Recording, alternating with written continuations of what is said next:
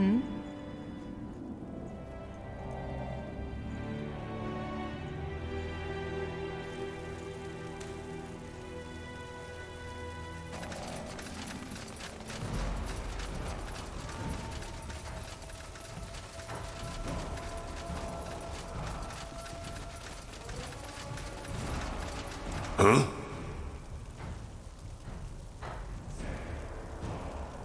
What's it like to change form? I've been wondering about that since I met you. I can imagine. It's exhilarating and strange at the same time. If it taught me one thing, then it's how foolish it is to put the mind above every other aspect of the body. Many people do that, especially scholars or mages. What do you mean? Because the shape of our flesh is so much more than just a shell. It defines us. When I take on the form of a wolf, for example, this wolf isn't just me with fangs and paws. It's a different version of myself. A different version? Yes. You can understand if you haven't been there. But I guess you could say that when I'm taking on a creature's form, a part of my mind gets infused with that creature's essence, the thirst for the hunt, thinking as part of a pack, just to name the most obvious aspects. They meld with my mind. When I was young and first started shifting, the creature always dominated. It was like a feverish dream, and I had almost no control over my actions. With time, it got better. Did you ever completely lose control when you were in another form? In the beginning, yes. But the Elder always made sure I was in a controlled environment when I did my first transformations. How do you learn a new form? That's complicated. First you have to understand that creature, observe it, live with it if possible. That can take months. Years, sometimes decades. Then there's what we shamans call the first joining. You have to visualize your shift. How does that work? I can't explain it. It's like your first bloodshed. It can't be explained, only experienced. So in theory, could you transform into anything? Even, say, a wyvern? A dragon? In theory, yes. In practice, there's no known shapeshifter who has ever done that. Save for old orcish legends, maybe. Why not? First off, there aren't many dragons around to study. And even if there were, you aren't likely to survive it. Secondly, transforming into something that enormous, it can be lethal. Our minds, our essence just isn't fit to govern such a massive body. Only some years ago there was talk of an Ash Reaver shifter who had attempted to morph into a troll. He succeeded, but his heart, the troll's heart, stopped before he could take a single step. So you see why most shifters aren't that eager to experiment. Wow. That's definitely interesting. Thanks for taking the time to explain. Sure. Back in Bar Gagor, you told me that you think the orc should strive to be more. What do you mean by that? Do you consider your culture to be, well, inferior? Inferior? No, not at all. On the contrary, I'm glad to be a fire wielder, and not a human or an elf. Why? Because not so unlike the Shapers, your culture is bigoted, strange. You like to tell yourselves you're more than the animals you slaughter for food. You call yourselves civilized. But in the end, you look for the struggle just as anything and anyone else does. But of course you don't admit to it. You want to be better than that. And the result are lies, intrigue, wars, and assassinations. Their culture is so bizarre that it's almost amusing.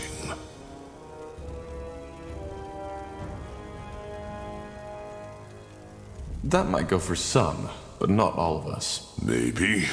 maybe not. So no, I don't consider our culture to be inferior. But we've gone astray. Fools such as Krell was one. They're the reason your race looks down on us. If Zakrak had wanted us to be ever-fighting, ravaging brutes, he wouldn't have given us minds to begin with. Every brawl, every battle, every war has to have a purpose. It isn't something done for pleasure. Yes, it can be enjoyed. But at its core, it is ritual. The most basic one of nature. In other words, violence and war are good and necessary, but only within measure?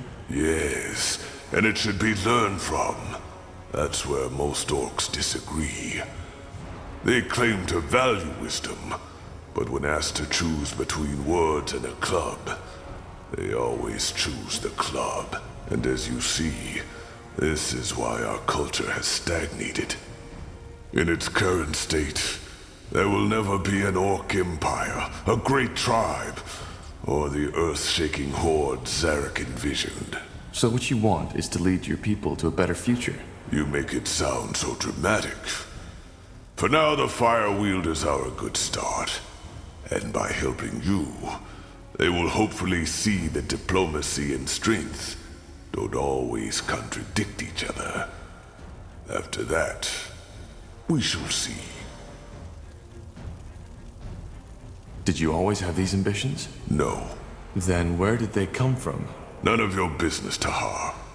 Sorry. All right. Don't you think a world without violence is possible? No. Why? Isn't that what we should all aspire to? We should aspire to a lot of things. But tell me, Tahar, this world has existed for millennia. And has there ever been peace? Lasting peace? At times, yes. At times, exactly as I said. Our very existence is based on conflict. Finding food, not freezing to death. Living means to struggle. Your people, with your warm clothes and banquets, try all in your power to forget that fact.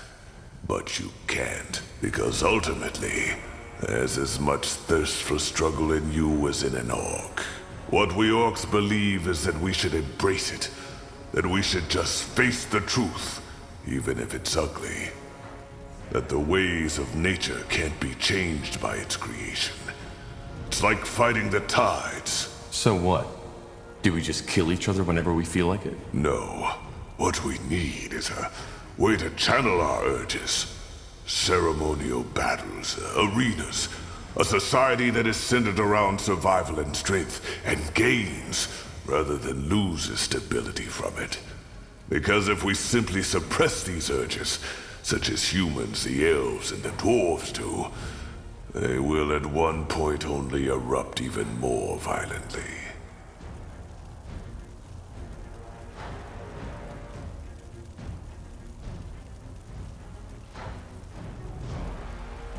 I get your point, but I'm sure there must be another way. There isn't. Anyway, where were we? Well, thanks for explaining. Sure. How did you become a shapeshifter? I was chosen. And how does that work? Complicated. Are you sure you want to hear the whole story? Time isn't exactly on our side.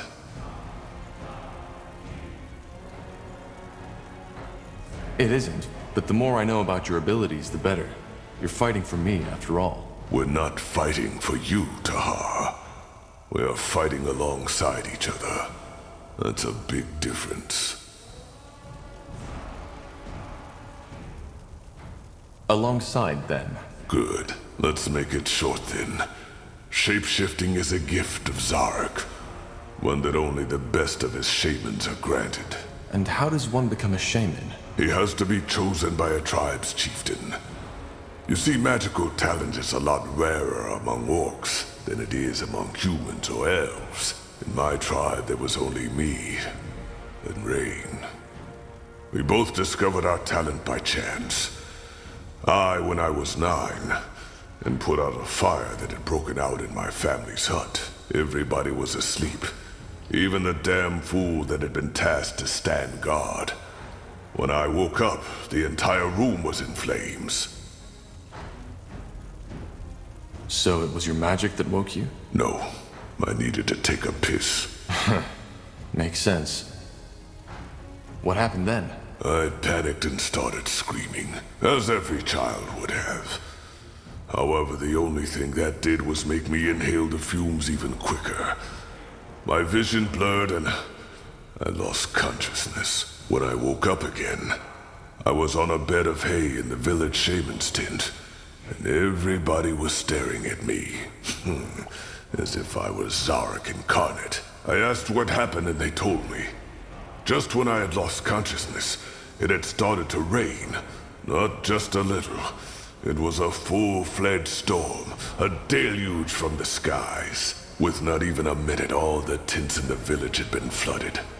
The fire wasn't extinguished right away, but was quickly put out by the other orcs that had been awoken by the storm. That's impressive. Well, it was also my last successful weather ritual. If it hadn't been, Bargagor would be all meadows and forests by now. According to my brothers, I had an orange shimmer in my eyes and was muttering strange words when they took me to the shaman. She told me that was a clear sign that I was gifted and that I had fire in my blood, as my tribe likes to say. Of course, it changed my life entirely. All of a sudden, I was my Cal's pride. It was strange, not just for me, but also for my kin. Who trained you? The healer? Yes, but only about her craft. Primitive ghost callings, alchemy, medicine. I learned my magic from an elder who lived in a tiny shack a 15-mile march from our village. I woke up every day before dawn, walked for 2 hours, served him, and received my lessons. Then returned to my Cal shortly before midnight. It was hard, yes, but it was insightful. Those long walks in the darkness, the solitude at the foot of the mountain where his shack was, they shaped me. How did your family take it? Well, they were proud. But they also weren't sure how to treat me anymore. For example, my father stopped taking me out on the hunt because he was afraid that something might happen. Which is ridiculous. Shaman or not, an orc who can't wield a spear isn't an orc at all. Also, my siblings became withdrawn. Jealousy, of course, but also estrangement. All of a sudden, their baby brother had become this strange being, which had apparently been bitten by Zarek himself. I'm sorry to hear that. Don't be dramatic. There's worse fates than being the one gifted orc among thousands. Interesting. And who is this Rain you mentioned earlier? Did I? Well, that's complicated. I don't want to talk about it. All right.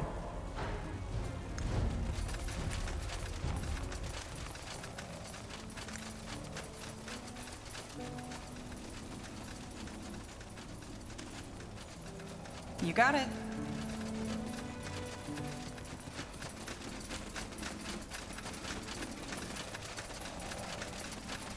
Oh, the corporal. Quite a nice place you found yourself here, I have to say. Thanks again for helping us out in that bloody desert. So, if you don't mind, we'll unload our cart and smithy here. As promised, we can provide you with the best weapons and armor on Nortander. The only thing we need to ask of you is a small donation every time we craft something for you. I know, you saved our lives, but we still need to cover for the material. No problem. I'll make sure to drop by from time to time. Splendid. Nihal strength, Corporal. Yes. Want to trade?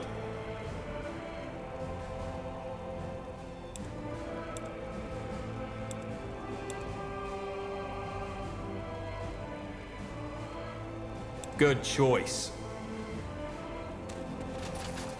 Best you talk to Ulfric. He's good with words. I'm good with the anvil.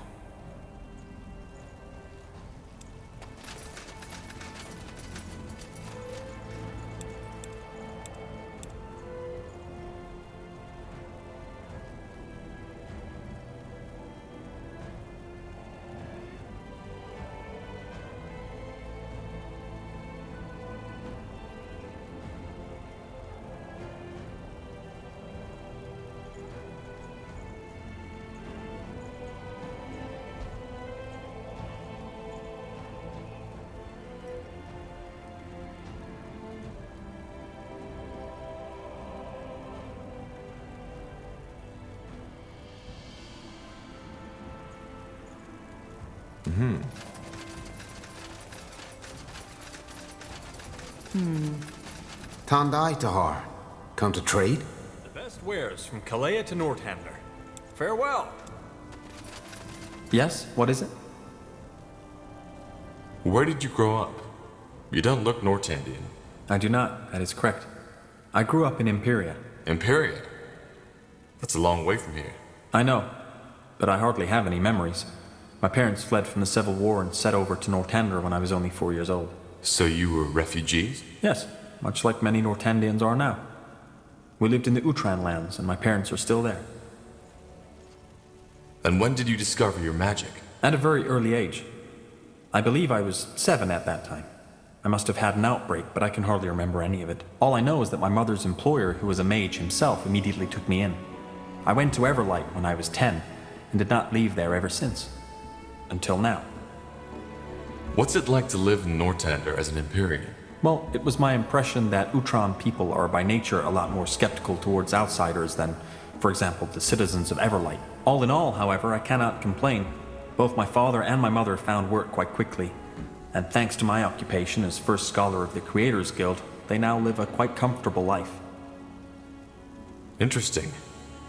You're the first Empyrean I've met. I'm not surprised.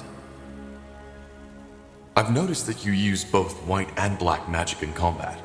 I've never seen anyone do that before. Don't the two schools exclude each other? Normally, yes. The essence of white and of black magic deeply oppose each other. Trying to combine both of them usually has a similar effect on a mage's mind as adding water onto a patch of burning oil. I, however, never had that problem. The first time I found out was at the Arcane University in Greyfell, where I studied. The white magic spell I had cast on a rabbit to heal his wounded paw accidentally killed it. I was very young at that time, and I knew my professor would be upset if he found out, so I channeled my energy on undoing what I had done. As a result, I created an undead rabbit. It immediately went feral, and I put it back to sleep. But rather than feeling the terrible headache that had been described to us as an effect of combining these two schools, I felt a slight sense of, exhilaration. I secretly continued these experiments during my studies, and found out that whatever it is that causes this mental discord among normal mages did not affect me. Do you have an explanation for this? No, I do not.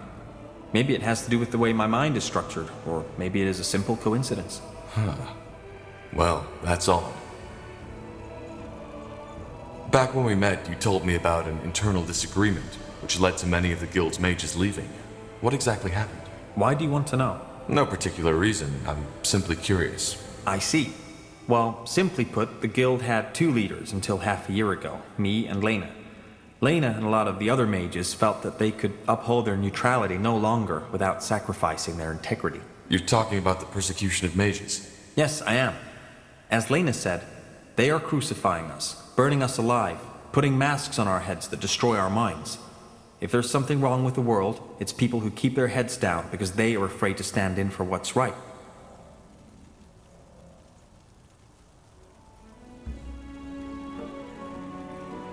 Sounds like she was an idealist. I suppose you could call her that, yes. However, her stance conflicted with everything the Creators Guild stands for. We preserve knowledge, push forward the boundaries of magic. We do not involve ourselves in power games and politics. Figuratively speaking, a fisher will never be a good military commander, just like a mage will never be a good politician. So where did Lena and the other mages go? I do not know. They left to fight the purity and save mages, but I have not seen them ever since. Could you tell me more about Lena? What was her position in the guild? She was the guild's treasure master. Other than that, I do not know what to tell you. She was quite young when she joined the guild, not even 24 winters old, and immensely talented. When it came to mentalism, her skills were unmatched. She was different than the others. She was better than the others. And I always saw a spark of genius in her eyes. And yes, I do know that most people would call that attraction. But it was just a fraction of what made our bond unique.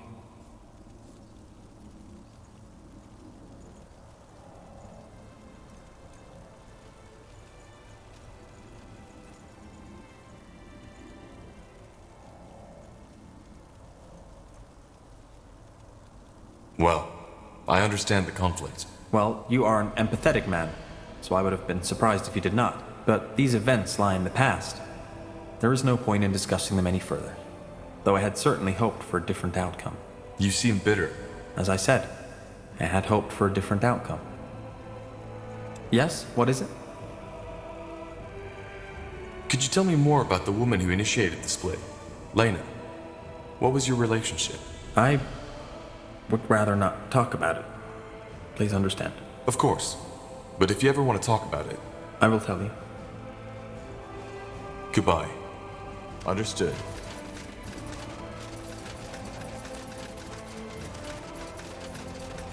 Let us see. I want to buy some better equipment for the Wayfarers. Music to my ears. What did you have in mind?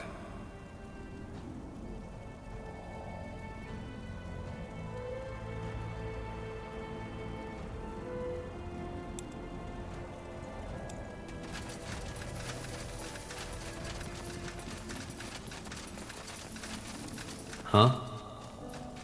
Never mind. I'll be going.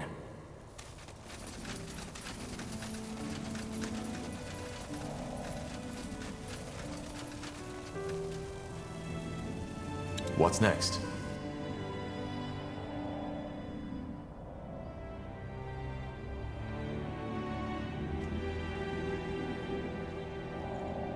What do you require?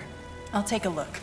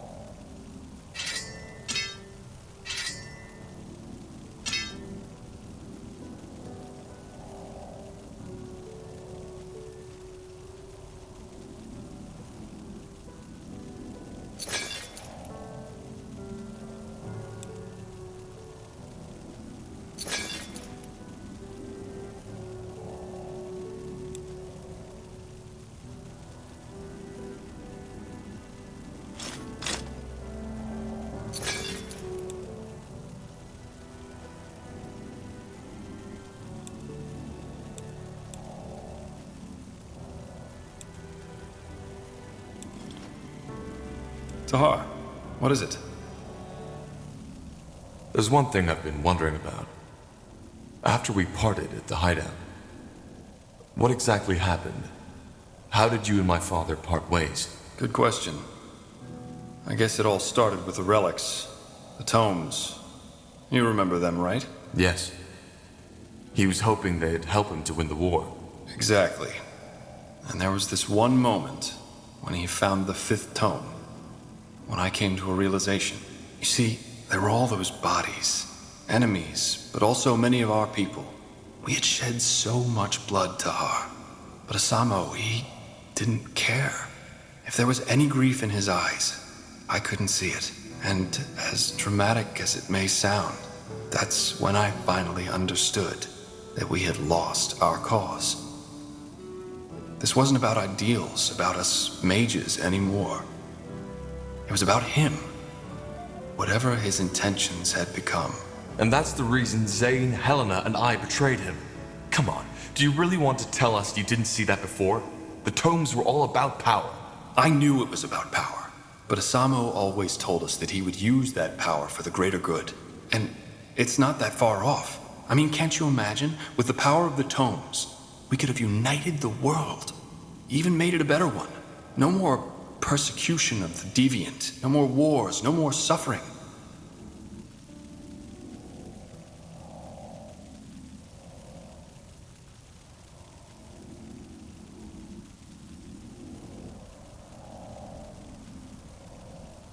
Maybe.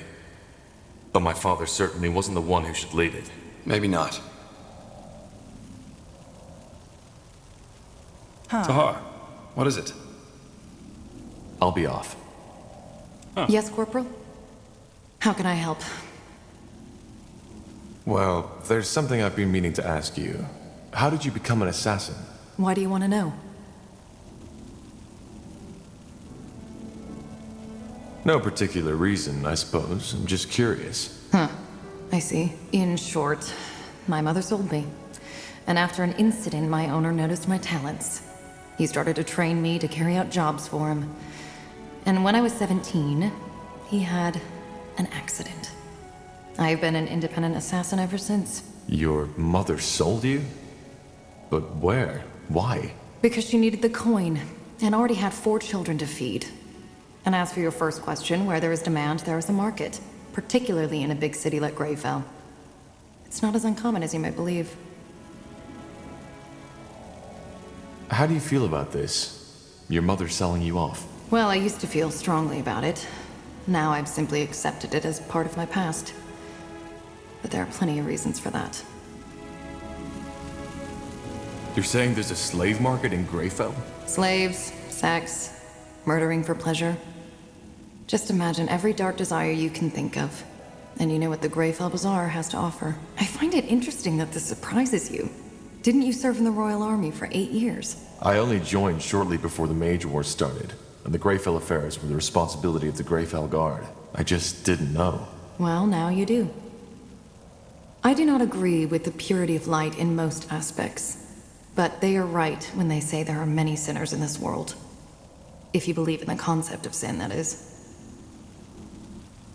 Even if she needed the money, that's despicable. Well, to her credit, she didn't take it lightly.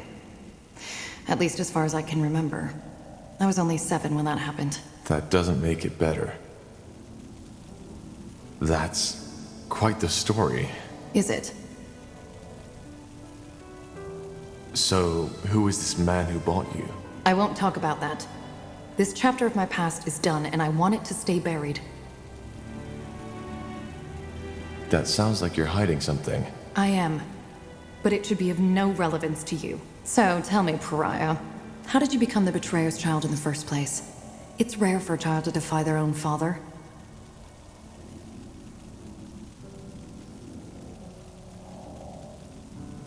He lost his vision.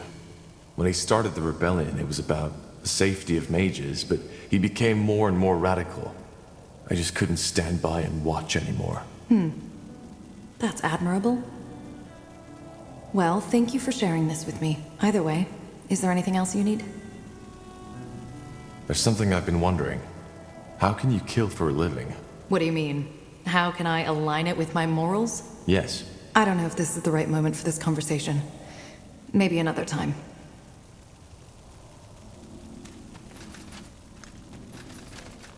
That way?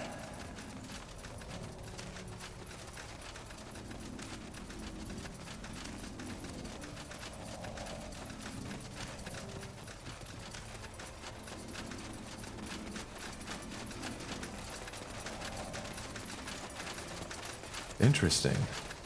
Tahar, may I help you with something? I'd still like to know more about how you ended up in Northander. Bugger and blast. And here I was hoping you'd forgotten. Alright, I'll tell you. But only under one condition. Yes? That I get to ask you a personal question too. Then we have a deal. Go ahead, I'm listening. Fair enough. I was born in the Windwall Mountains.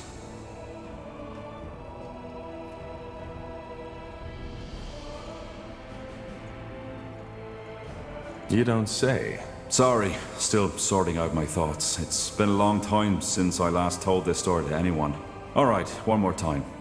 As you can imagine, I was born in Windwall, a child of the rocks. Come again? A true dwarf, as some would say. Born in the buried city, not on the outside as the traders and farmers are. My family was quite privileged. Not nobility, but my mother and father led a big smeltery which supplied one of the finest smithies. Moon silver weaponry. Ever heard of it? I think so. The commanders of the Royal Army use them. Figures. Well, my childhood was a rather unremarkable one. I had 2 brothers and a sister, and even though I was the oldest child, I was always the most quiet one.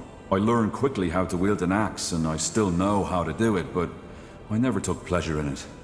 The same goes for my parents' craft. For some reason, Nihalf had given me a talent for metallurgy, but not the desire to use it. Instead, my biggest love was always made with ink. Books. But I assume your parents didn't approve of that. Oh no, they didn't mind. I had 3 siblings who could do the job as well as I, so the future of our family was secured. On the contrary, they were quite accepting, which wasn't usual amongst dwarves, especially not those in Windwall. Dwarves are traditionalists, aren't they? Oh yeah, they are. They love their brawls, they love their ale, and they love their metal crafting. And they never miss a chance to tell the outside world just how much they do. Well, to be honest, when I think of dwarven culture, that's exactly what comes to my mind. See? And that's the problem. There's always diversity in every race. There are soft-hearted orcs, there are elves who don't give a damn about the white tree, and there are humans with... well, you get the point. What I'm trying to say is, many dwarves love living these traditions, but there are some like me who just don't fit in. This is one of the reasons why I appreciate you and this group so much, Tahar. Aenir's tools or not, we're all pariahs, in one way or another. Are the surface dwarfs different? Depends. There are some who are very open-minded. For example, the traders who get around a lot. On the other hand, there are some who are as ignorant as the Windwallers. So, what happened? Why did you leave Windwall? I'm getting there, Tahar. When I came of age, I found work in the Windwall Library. That time was also when I deepened my knowledge of the Shapers. I devoured all the books there were, and bought whatever writings the merchants brought in. They smiled at me, talked of me as the strange bird, but I didn't care. The more I read, the more spellbound I became, and the more I dreamed of journeying through Io to solve all those mysteries not yet uncovered. Are there Shaper ruins in the Windwall Mountains? Hardly. And those that are there are buried beneath miles and miles of rock. Impossible to access without a huge expedition. Huh. And what kept you from doing just that? Well, 2 things. First of all, my attachment to my family. Secondly, Gilak. Gilead? My, partner. You had a partner? Yeah. We met... I'd rather not go into detail too much. Fact is, we lived together for 6 years. He was very dear to me. Let's put it that way. What are dwarven families like? Similar to their human counterparts, I believe. Having family and offspring is considered to be very important, especially if you're of noble blood. But living with someone of the same sex is acceptable? Well, yes and no. If you do, you don't talk about it. and you should make sure to find yourself a wife or a husband to found a proper family eventually and bring new children of stone into the world, even if that family is just a charade. If you don't do that, you're frowned upon. There's even a word for a childless dwarf, man or woman. Galrag, which roughly translates as dusty boulder. Very amusing, I know.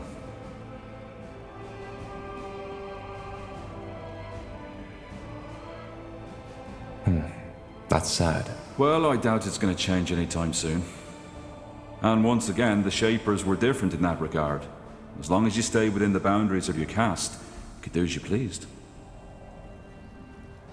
I understand. But something happened, didn't it? Yeah. The Blackstone Rebellion. Ever heard of it? No. A coup. A small group of rebels tried to overthrow the royal house. It was bound to fail from the beginning. The rebels were anti-traditionalist and wanted to establish a new order, where it's the people who have the power, not the nobility. Gilak was one of these rebels. Oh. Yeah. At first, before the coup, they tried to raise awareness by giving underground speeches. A noble endeavor, but not at all thought through. Most dwarves just don't care about politics as long as they can have their mugs of ale. First, he didn't ask me to participate, but the more sour things went, the more he started pushing me. At one point, we had a fight. When he asked me to steal money from my family to support the movement, it was terrible. Finally, push came to shove, and he told me of the coup. He knew that despite my occupation, I was a remarkable fighter and Earthshaper, which is why he asked me to fight alongside him. You can make a difference, that's what he said. By Nihalf, he was just so naive. He really thought it would be like in the old legends, a group of courageous dwarfs fighting their way to Algrim Castle with me at his side. I just don't. Forgive me. It's strange to talk about it like this. It's okay. Thank you for trusting me. Yeah, sure. You can imagine how torn I was. I knew he'd die if the coup took place, but I also knew that I couldn't stop him. When I told him he was mad, he called me a coward, a delusional bookworm, who'd rather spend his whole life dreaming about the past and changing the present. And then he left. The next day, I found him beheaded by a royal guard. They didn't even make it to the castle stairs. I'm sorry, Iskrin. It's all right. Why didn't you tell the guard about the movement's plans? They could have stopped him. Yeah, they could have. Only to execute him and all his friends the next morrow. Tahar, believe me, I thought about this quite a lot. About what I could or should have done. And do you want to know the saddest part of it? What? I came to the conclusion that I did nothing wrong. He had his mind set. And nothing I could have said would have changed what had been about to happen. In the end, there's only so much you can do. What happened then? I ran. Not only because I'd rather have died than returned to that empty house of ours, but also because they would have arrested me too. Our relationship wasn't a secret, and in their eyes, I was as eccentric as Gilak and his friends. And we all know how dangerous eccentrics are, don't we? I left my family a letter, telling them not to come after me, bought a horse, and rode as far as it would take me before collapsing. That was 9 years ago. I haven't returned ever since. What about your family? Did you ever hear from them again? Not directly. Every now and then, I return to a big city to find a dwarf who can tell me about Windwall. But the thought of returning, I don't know. I know it's cruel toward them, but I just don't think I could ever bear setting foot in those cursed stone halls again. I see. And since then, you've been studying the Shapers? Yeah. If there really is, as people say, a silver lining to everything, then this would be it. I'm finally doing what I was too afraid to do back in Windwall. I'm living my dream. Though the price I paid for it was high. And you know what, Tahar? What? There's a third reason to my fascination with the Shapers I haven't told you about yet. It's Gilak. Stupid as it may sound, there's a part of me who wants to prove him wrong. To show him that the past has value, that it can guide us towards a better world. I see. Well, thank you for sharing this, Iskrim. I appreciate it. Yeah. It felt good to talk about it. I didn't expect that. But you're not off the hook yet. The question, remember? Right. Shoot. Your past is even more unusual than mine. Growing up with a man like Isamu Tahar as your father? Without a mother? And then the whole thing with the Mage Rebellion? I know you've been through a lot. Now, I was wondering, if you could trade that past you've had for a different one, would you do it? What kind of a past could I choose? Anything? Anything.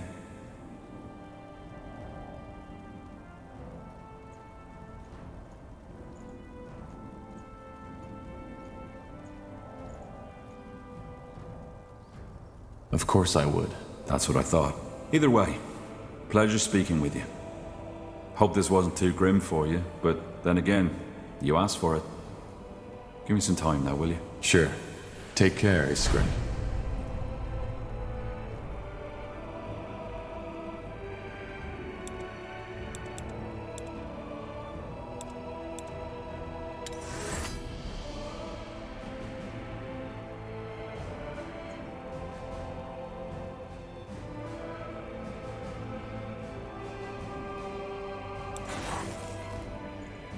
Beautiful, aren't they? These glyphs. Since we reignited the Nexus, they seem to have become a little brighter. The entire knowledge of the Shapers. If only we knew how to access it. Well, we sort of do, don't we? Iskrim knows how to read the Shaper tongue. But it would take centuries to decipher all of this. Anyway, still one stone to go. Something you want to talk about, Tahar?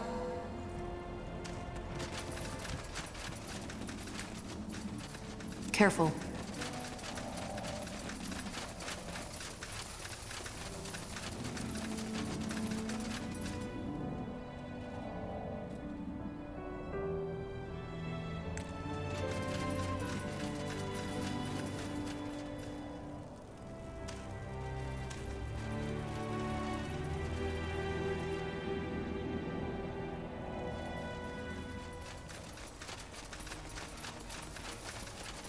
What is it?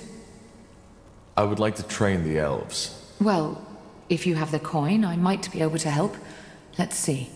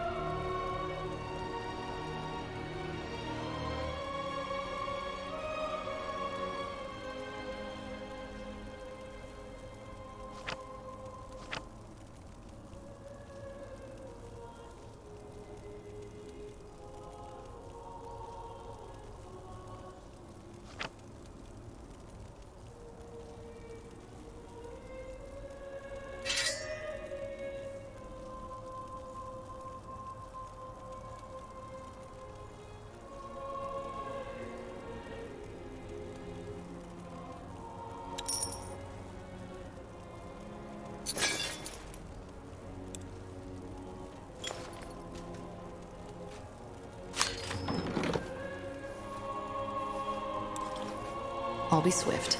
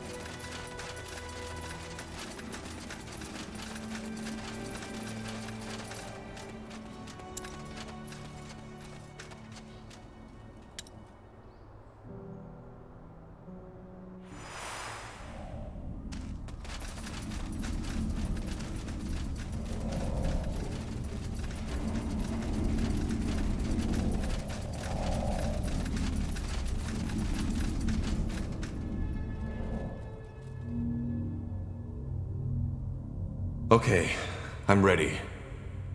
Sure this place isn't gonna blow up once we insert the second stone, Iskrim? What? No, I don't think that's likely. All right, here we go. Blasted, blistering blazes. I don't know what to say. This is amazing. But it seems like it worked. We've restored the Nexus to full power. What comes next, Iskrim? Is it strong enough to perform the joining ritual now? It should be. And you, Tahar, should be the one to do it.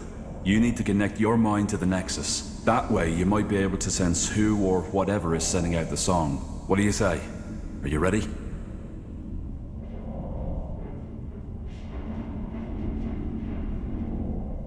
I think so. Good. Then step into the forge. And what now? Tahar! We.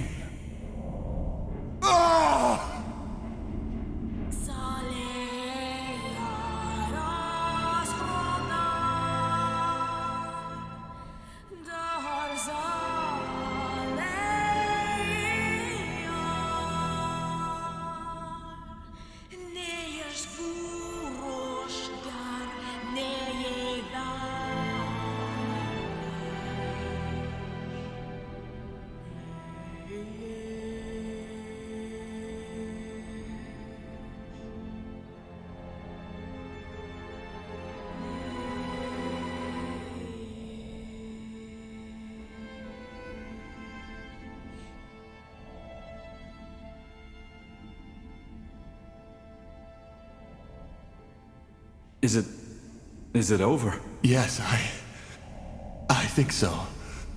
By the Guardians, that was... I don't know what just happened. Describe. There were... voices, screams, thoughts, images. How do you feel now? I mean, has anything changed? I think so. Yes. I feel... I don't know. Clearer. As if something in my mind opened up. Then it worked! Niehaus hammer, we did it! You joined yourself with the Nexus. So... I am telepathic now? You're not a dreamweaver. I'd feel it if that were the case. I don't think you are, but you're connected to this place now. And therefore to the Shaper memories. Does that mean we can finally locate the cause of the song? You tell me. Think of the song, Tahar. Close your eyes. What do you feel? What do you hear? What do you see? I'll try.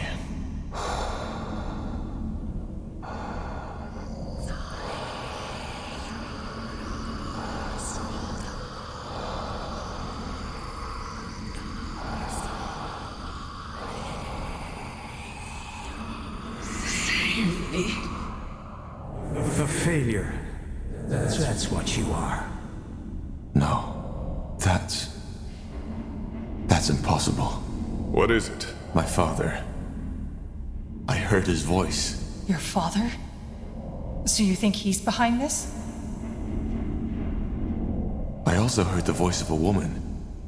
She whispered something. A woman? Now this is, interesting. But I still don't understand. Do you really think your father is involved in the Bloodburn? I don't think so. There's more to it, but yes, my father is involved in this somehow. This is helpful, but it still does not tell us where to start searching. Think hard, Tahar. Is there anything else? Yes, there were sounds. Drips, crickets, flies, but... The eye. Your father's laboratory. Tiara's breath, of course. The eye? You mean the marshlands? Yes. My father had a laboratory there, in the old abandoned manor of House Waite. Nobody was allowed to follow him there, not even Rohan or I. Well, sounds like we have a lead. The Bloodburn and the Song of the White are somehow connected to your father in his laboratory. So it seems. Yes. Tahar, maybe... What? Never mind. It doesn't matter. Rowan, tell me. There's nothing to tell. Well, if you say so. I'll send a messenger to inform Lacane as soon as possible. He'll want to be there. Let's get prepared.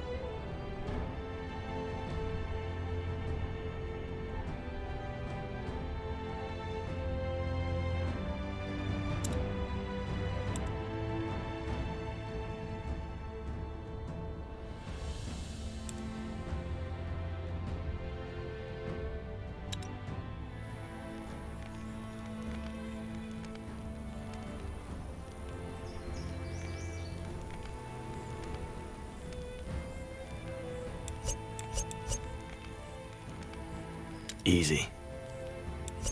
For the fire wielders! All right. All right, here goes nothing. Let's see what we can do. They won't stand a chance.